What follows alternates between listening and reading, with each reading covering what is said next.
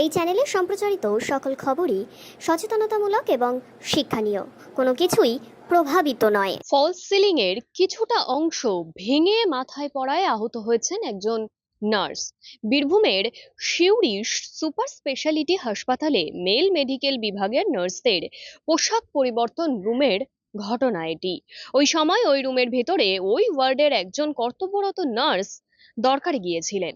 সেই সময় ওই অংশ খুলে পড়ে, কপালে আঘাত লাগে। উল্লেখ্য, এর আগেও ওই হাসপাতালে দুবার এই একই ঘটনা ঘটেছে, অর্থাৎ ফলস ভেঙে মাথায় পড়ে আহত হয়েছেন অনেকেই। এই বিষয়ে সিউড়ি সুপার স্পেশালিটি হাসপাতালের সুপার নীলাঞ্জনা মণ্ডল কি বললেন শুনে নিন।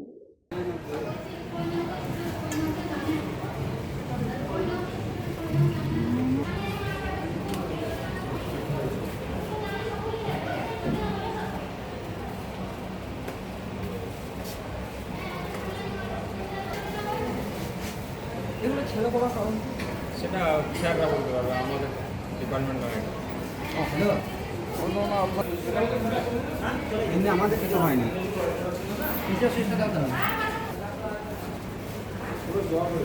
না না দুদিকে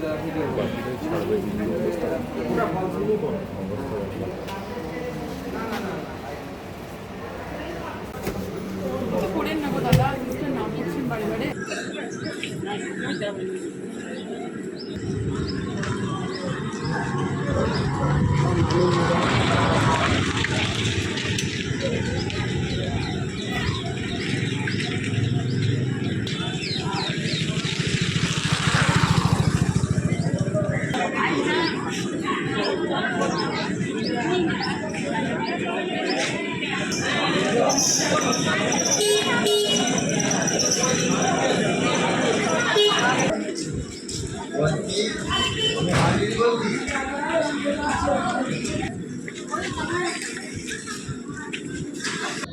ফল সিলিং নিয়ে বহুদিনকার একটা ইস্যু হয়ে রয়েছে। এইটা হচ্ছে আমাদের 10তলা বিল্ডিং যখন প্রথম তৈরি হয়েছিল তখন থেকেই এই ফল সিলিংগুলো লাগানো রয়েছে এবং সেই ফল সিলিংগুলো হচ্ছে ডিফেক্টিভ, এবং আমরা সেটা জানার গত 1-1.5 বছর ধরে এই জিনিসগুলো বিভিন্ন জায়গায় হচ্ছে।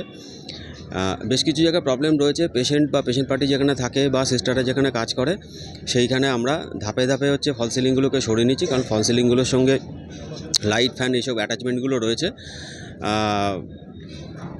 এইগুলো হচ্ছে ইঞ্জিনিয়ারদের সঙ্গে কথা বলা হয়েছে, WBMSCL দেখছে, তাদের সঙ্গে কথা বলে আমাদের ফল সিলিং হচ্ছে না রাখাই ঠিক আর কি।